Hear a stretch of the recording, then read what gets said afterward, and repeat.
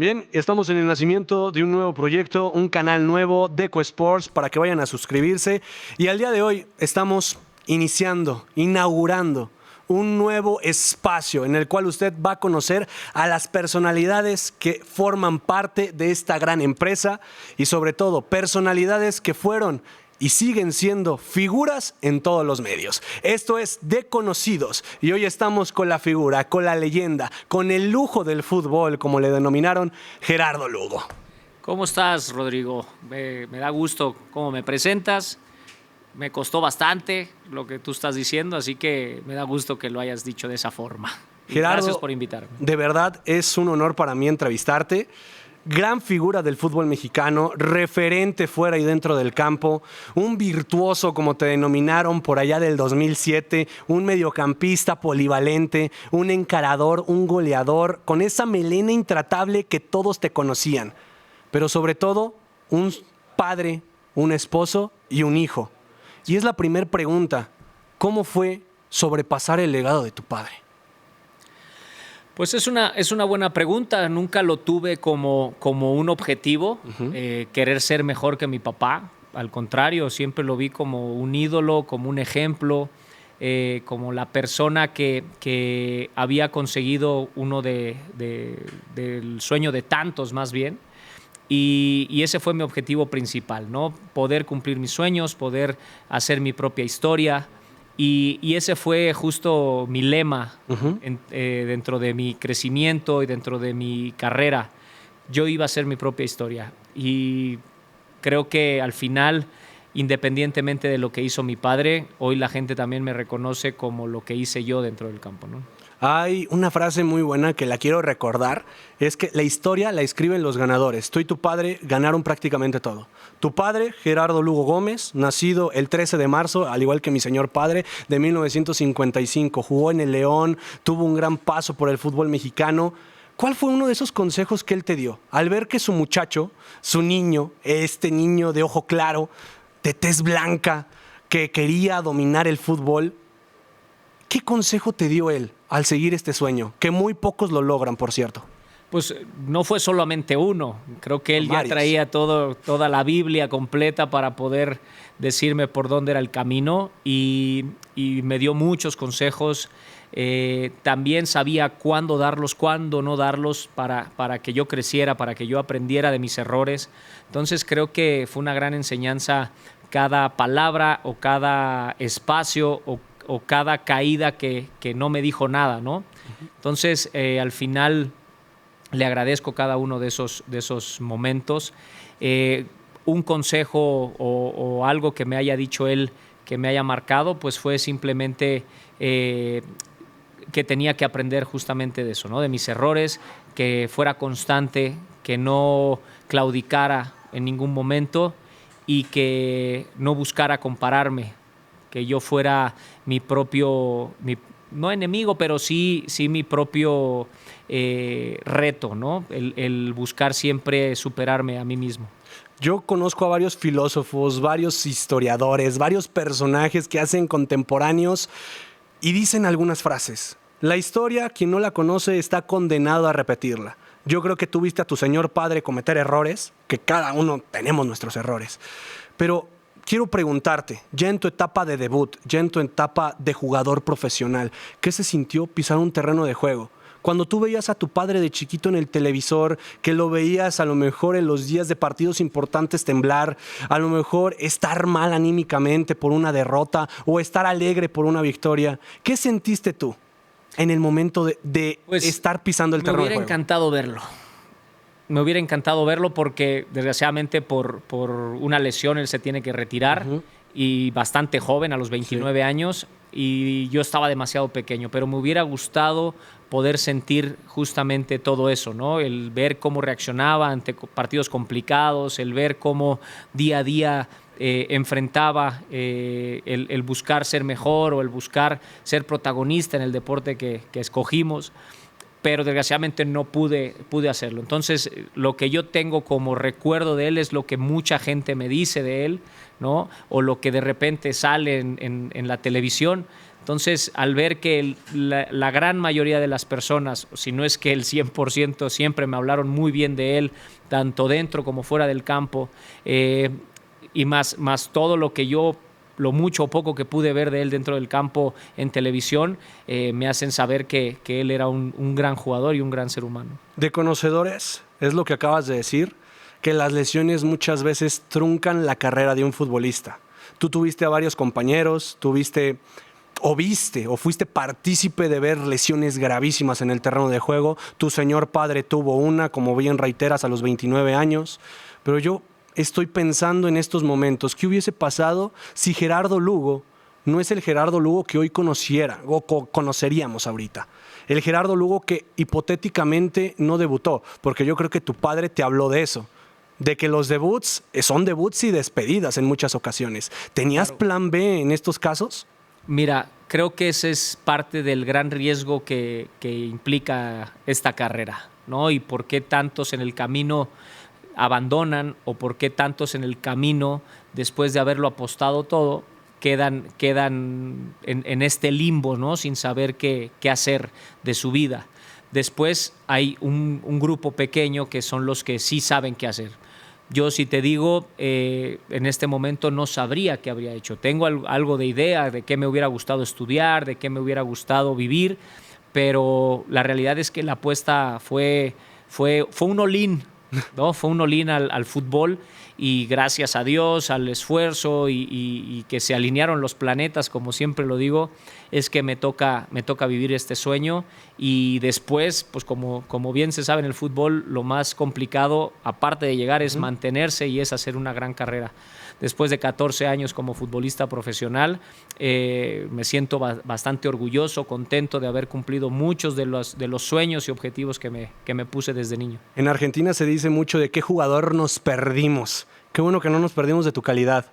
Hay un comentarista muy famoso que te puso el lujo del fútbol. Debutaste en Cruz Azul por allá del 2007. O sea, yo estaba en pañales, luego, casi.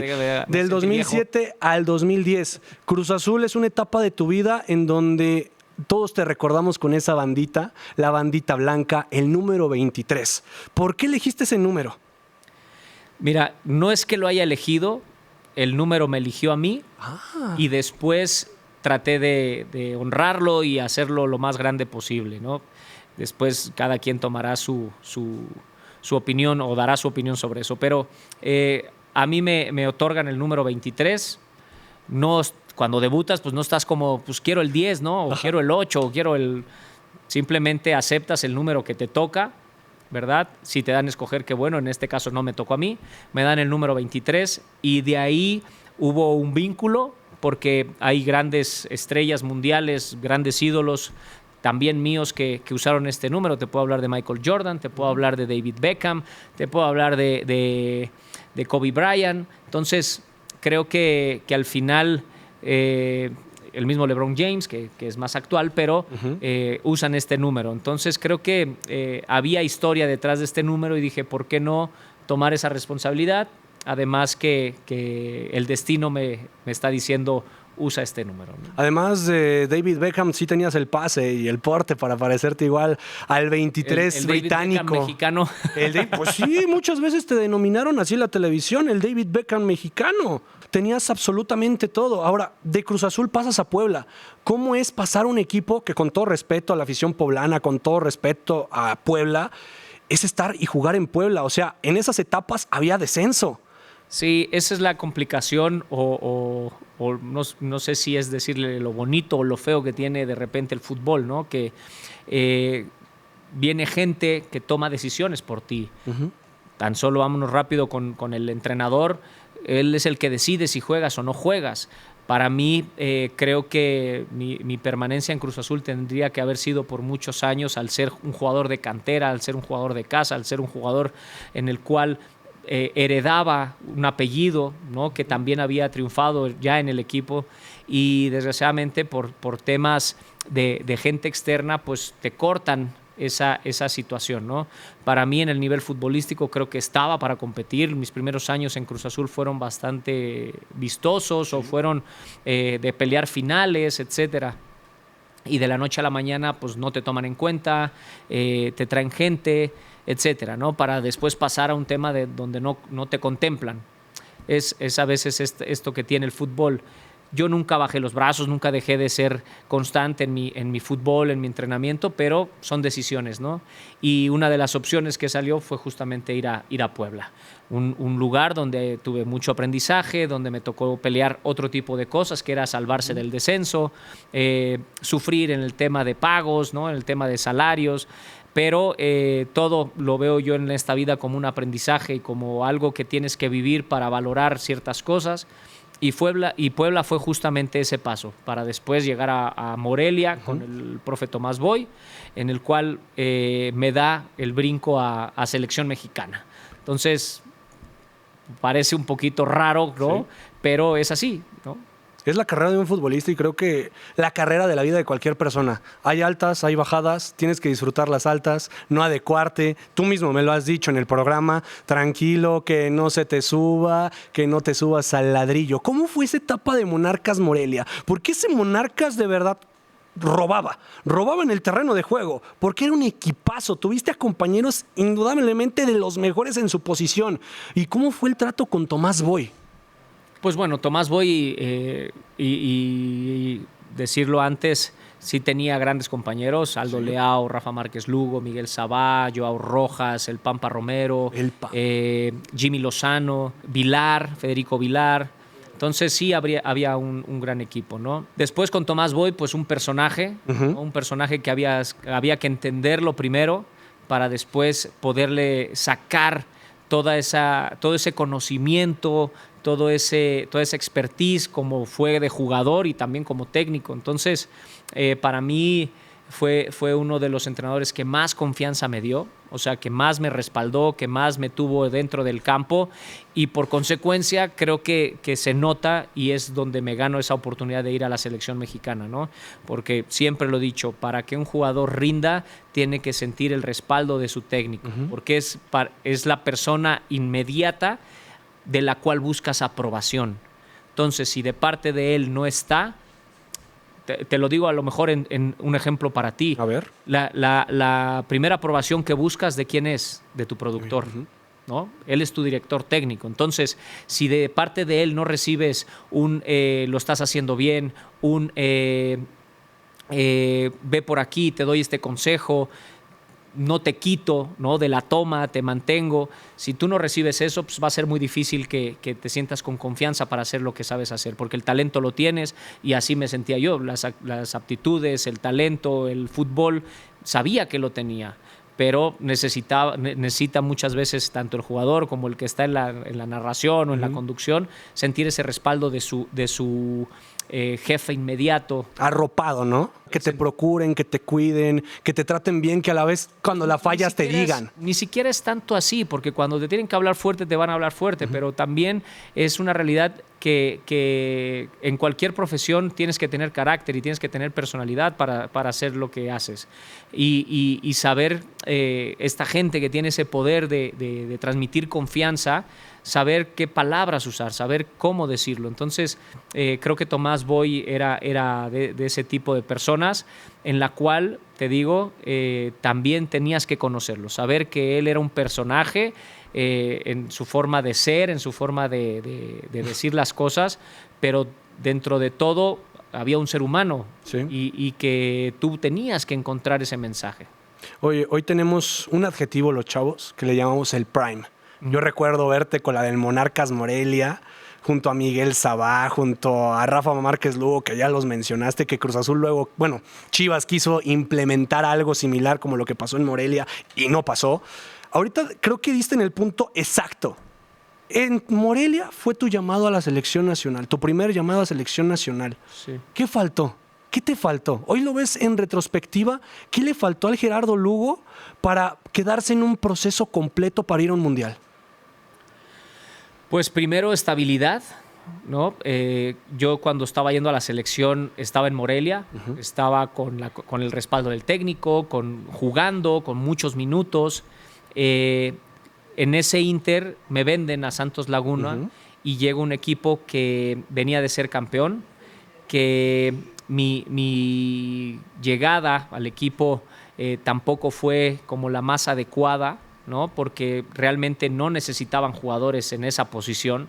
Me acuerdo que estaba Darwin Quintero, Oribe Peralta, la Chita Ludueña, el Chato Rodríguez. Y si tú me preguntas, oye, pues es que esos son jugadores icónicos Cracks. de ese Santos, ¿no?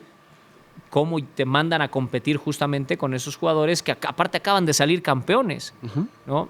Pues obviamente hubo ahí una cierta polémica de mi llegada interna, obviamente, en la cual creo que muy pocos pueden soportar manejarlas, ¿no? Y creo que en este caso no se hizo de la mejor forma. Por consecuencia, me dejan a mí de suplente, siendo un jugador que venía de estar en selección mexicana, un seleccionado en la banca.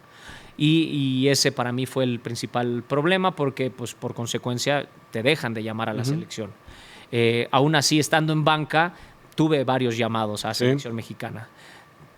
¿Qué pasa? Que pues, al no tener esa constancia, pues dejas de ser llamado. Después, sí, con el tiempo salieron algunos de estos jugadores y me dan una titularidad ya en Santos Laguna, lo que hace que me compre Tigres. Exacto, te compra Tigres, pero antes de pasar a una de tus etapas más gloriosas en el fútbol mexicano, porque la gente de Monterrey te tiene un gran cariño, un gran respeto, una gran admiración, perdiste también finales, Lugo. Varias finales. ¿Cómo es la mente de un deportista de alto rendimiento al perder? Porque la historia la escriben los ganadores, más los vencidos nadie se acuerda de ellos. Claro. De hecho, hay un video ahí en YouTube, si la gente lo quiere buscar, donde mi primera final es Cruz Azul Santos Laguna en el 2008 y la pierdo, y dentro de toda esta confusión, dentro de mi primera experiencia en una final, me acerco nos acercamos a la tribuna varios jugadores, pero yo no aguanto y rompo en llanto, ¿no?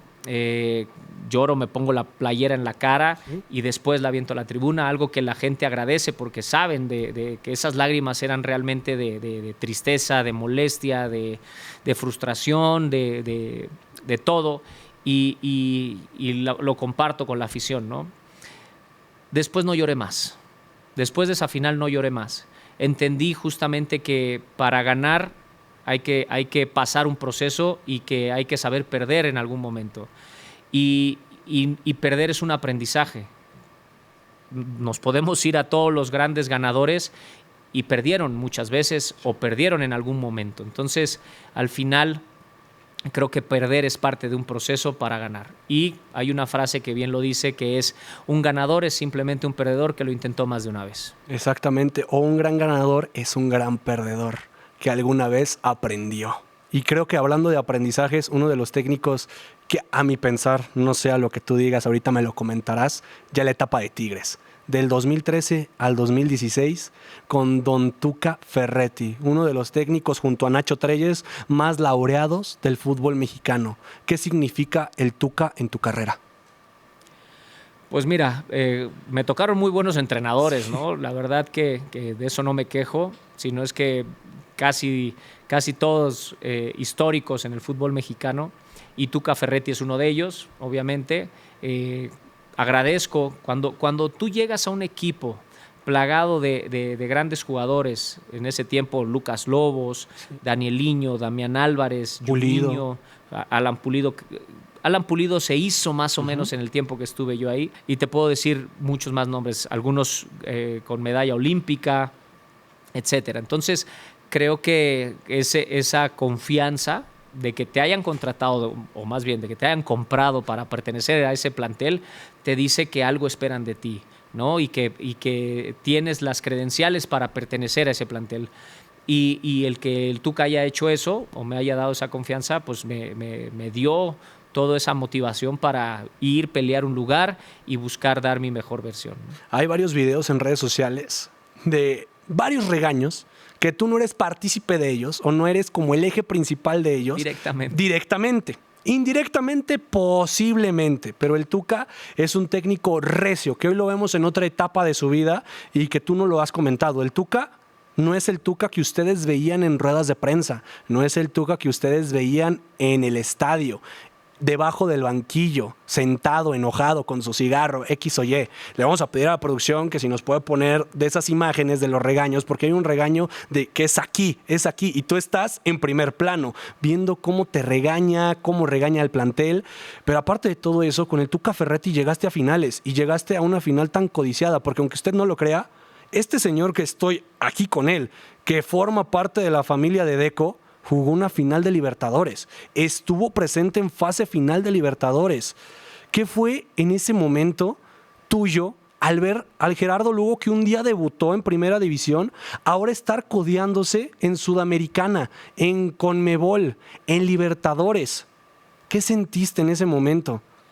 Pues mira, fue una gran experiencia el haber participado en esa Copa Libertadores del 2015, justamente donde Tigres llega a la final, donde fuimos el mejor equipo de esa Libertadores, a pesar de no haber quedado campeones, éramos el mejor equipo, el más goleador, el que menos goles recibía, el que más puntos hizo, y fui uno de los grandes titulares durante toda esa etapa, y a mí pues imagínate, vuelvo y repito, esos sueños de ver, por ejemplo, en su momento a Cruz Azul, también subcampeón de la Libertadores.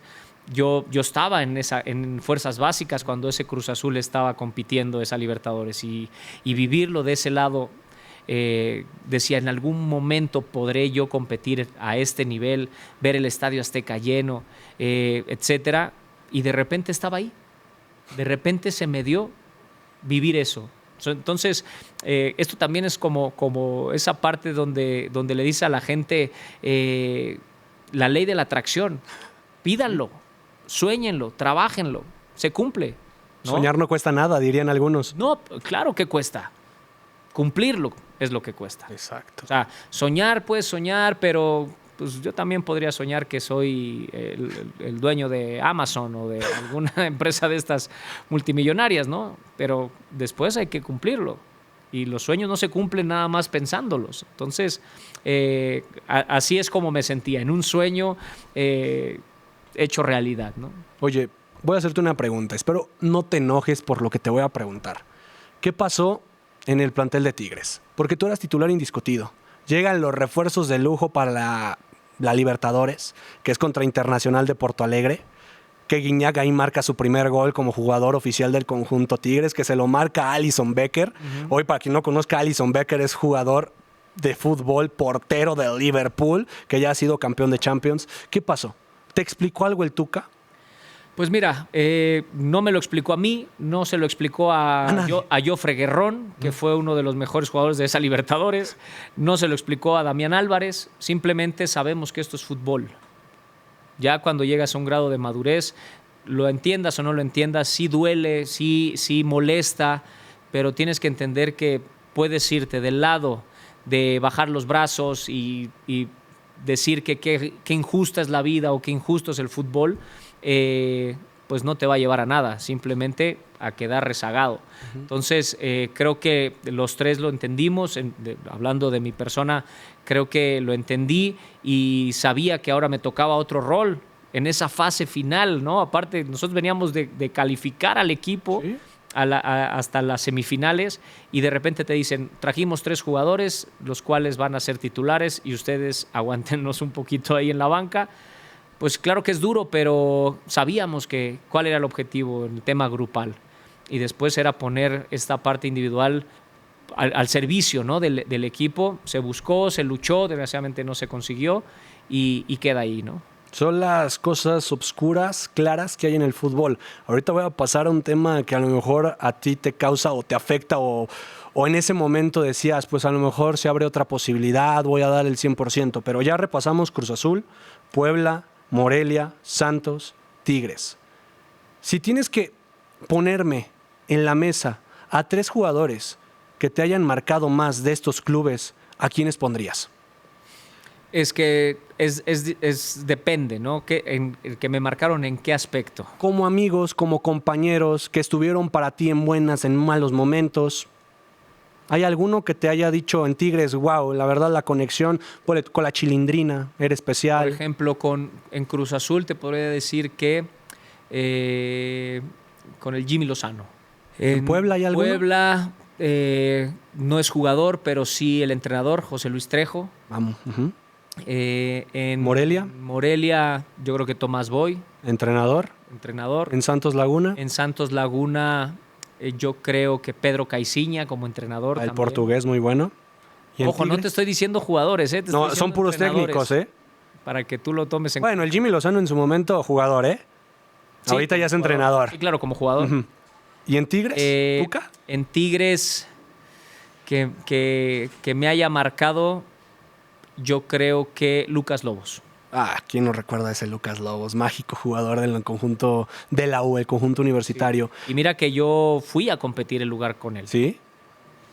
Pero cuando hay grandes jugadores de gran corazón, que son buenos en toda la extensión de la palabra, no digo que muchos de los compañeros que tuve no fueron grandes amigos, pero yo hablo de un tema más de aprendizaje en varias cosas. Y por ejemplo el tema de Lucas Lobos, pues para mí era un excelente jugador en el cual físicamente no era muy dotado. No.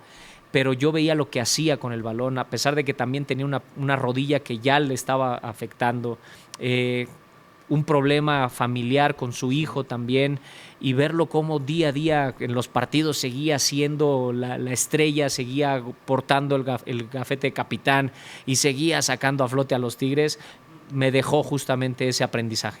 Oye, ahorita ya vamos a la etapa turbia. A la etapa turbia. A la falta de pagos. ¿Qué pasó? ¿Qué pasó? ¿Por qué te vas de Tigres? ¿Y por qué te vas a Veracruz? Pues mira, esta historia del fútbol te habla de que muchas veces tú no guías tu destino, y me toca justamente irme a préstamo a Veracruz, ¿no?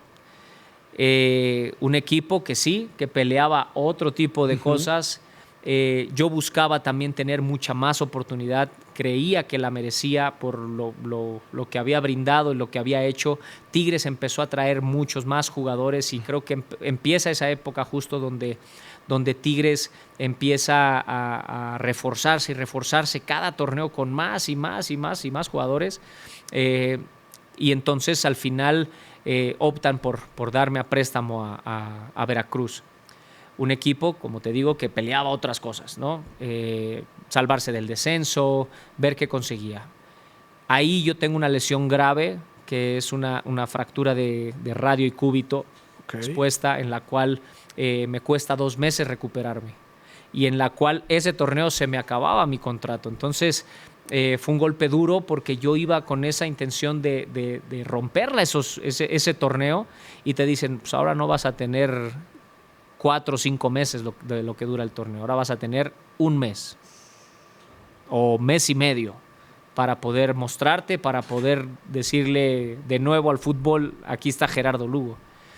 Entonces, ¿qué pasa? Que se vuelve complicada esa situación. Gracias a Dios creo que soy un jugador o una persona que mentalmente se ha hecho fuerte y tengo una mentalidad ganadora. Cada quien tomará su opinión sobre eso, pero me gustan los retos, me gusta siempre buscar grandes cosas, y así es como lo tomé. Regreso a jugar aún con la fractura, porque pido regresar aunque no había sellado todavía el hueso, sabiendo que... ¿Eras necio entonces? Era necio, pero era más esta necesidad de decir, si no juego, se me acaba el contrato y se puede complicar. Ok. El volver a encontrar equipo, etcétera, ¿no? Resulta que regreso, y Veracruz, después de más de 70 años de no haber logrado nada, sale campeón de la Copa MX. La famosa Copa MX, que ya no existe. Ya no existe, pero en ese tiempo era una copa válida, ¿sí? ¿no? y que era oficial, y que muchos equipos la peleaban, ¿verdad? Porque podrían salvar un torneo si ganaban la Copa MX. A lo mejor no ganabas la Liga, pero ganabas la Copa, ¿no? Entonces creo que eso me llenó de orgullo, sobre todo por lo del tema de la lesión, y así es como logro tener este éxito, por llamar de alguna forma, en Veracruz. Es un logro, y más en la plaza en la que estabas, que peleaba descenso. Sí, creo que para todo el y con puerto, el plantel. y no habían ganado nada. ¿No?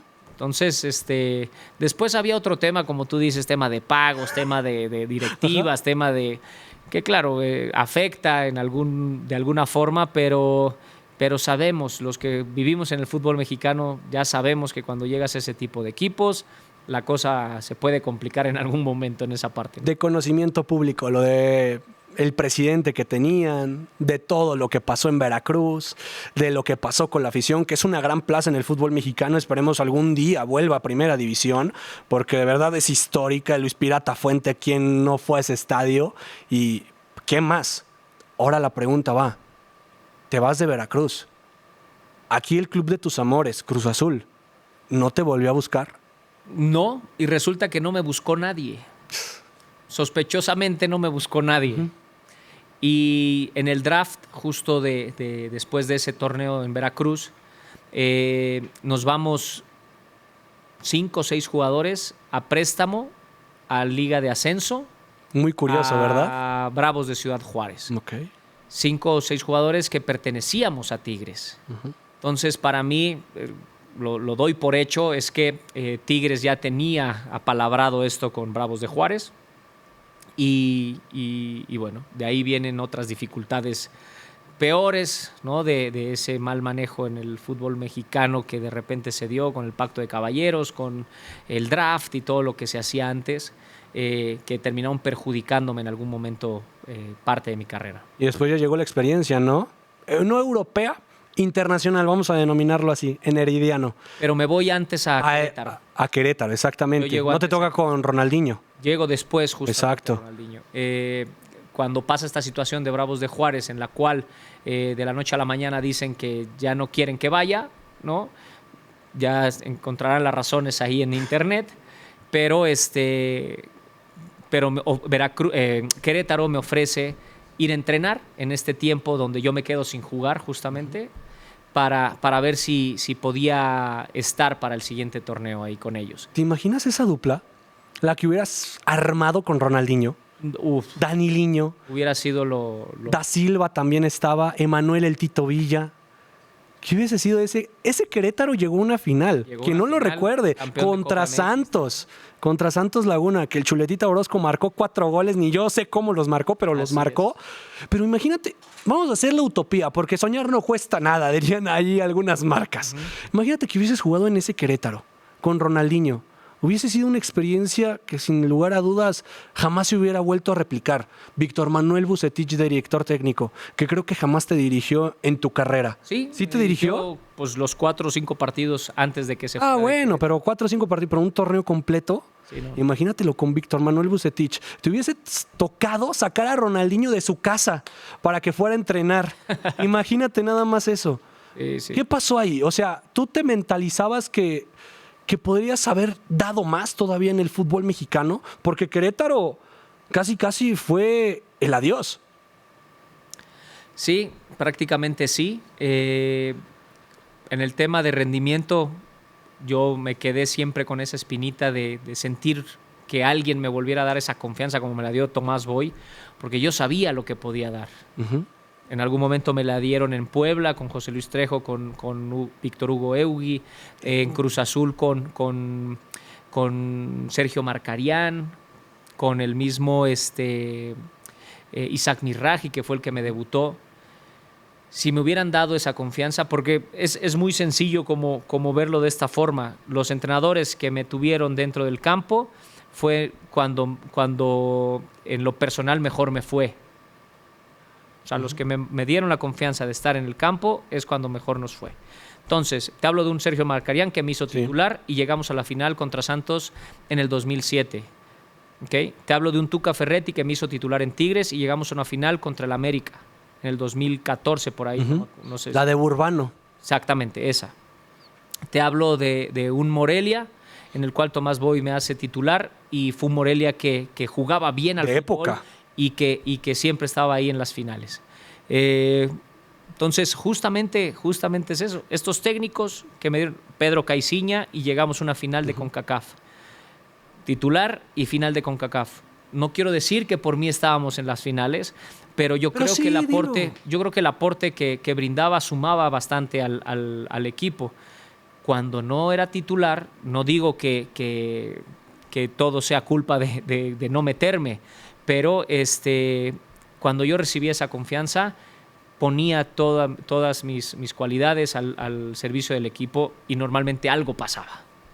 De Querétaro, ahora es muy común que el futbolista mexicano o extranjero o el futbolista que milita en la Liga MX salga, vaya a Centroamérica, si no tiene cupo en la Liga MX, vaya a Argentina, pero es muy poco probable, son escasos los casos que hay de futbolistas mexicanos yendo a Sudamérica. Está Aspe, está el Matador Hernández, que pues quieras o no, les fue como les fue. Aspe en la época de Maradona, bueno, Aspe con River Plate, el Matador Hernández con Maradona en Boca Juniors.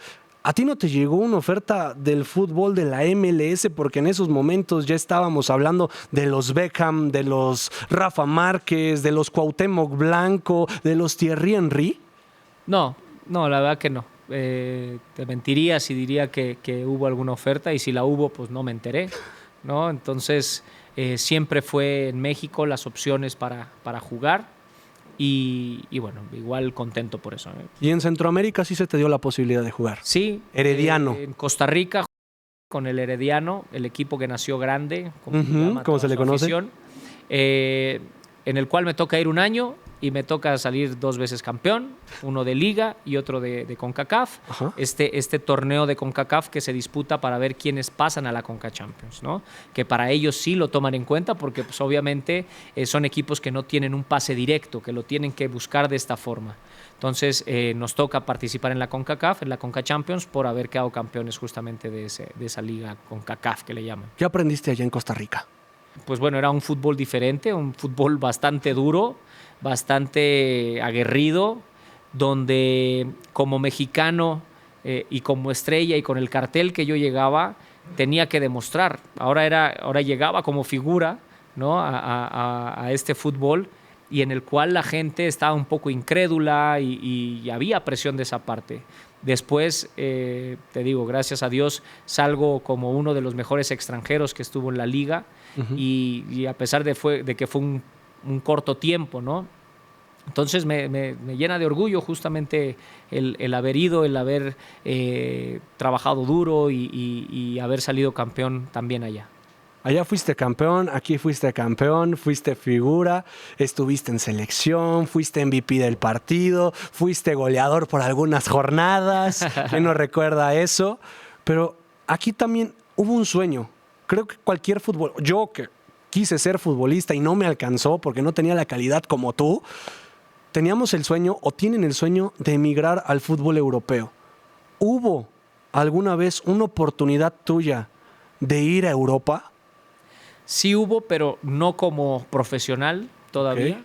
Esta opción vino a los 17 años, cuando gente de Holanda, para ser exactos del Feyenoord de Holanda, llegan a la casa, hablan con mis papás y están con la intención de que yo fuera a jugar a Holanda, al Feyenoord. Con la intención justamente de debutarme, de prepararme, debutarme y venderme. Así fue, tan claro como eso. ¿Qué pasa? Que en Cruz Azul no me dejan ir. Okay. Ellos estaban dispuestos a dar hasta $1 millón y Cruz Azul pidió 1.800.000 por un chico de 17 años que no había debutado, que estaba en fuerzas básicas y que pues prácticamente no se sabía si iba a lograr ser un jugador profesional. Entonces, imagínate lo que hubiera sido que mi primer equipo fuera en Holanda, ¿no? Sobre todo porque yo tenía el pasaporte comunitario. Y qué barbaridad hubiera sido verte en Países Bajos, levantar una Eredivisie, de ahí por qué no irte a la Premier League, irte a España. Creo que por algo pasan las cosas, ¿no? Está esa cosa, ese dicho, Dios hace las cosas por algo. Sí, digo, a ver, no sabemos qué hubiera pasado. ¿No? A lo mejor me hubiera ido mejor, o a lo mejor hubiera desaparecido. A lo mejor no estarías aquí conmigo. A lo mejor no estaría contigo, estaría en Holanda o en algún otro lado del mundo. Pero bueno, el chiste era seguir intentándolo, seguir buscando ese sueño que se da después. Y mira, no me quejo, no me quejo de nada de mi carrera. Creo que al final todo ese esfuerzo lo vi cumplido, ¿no?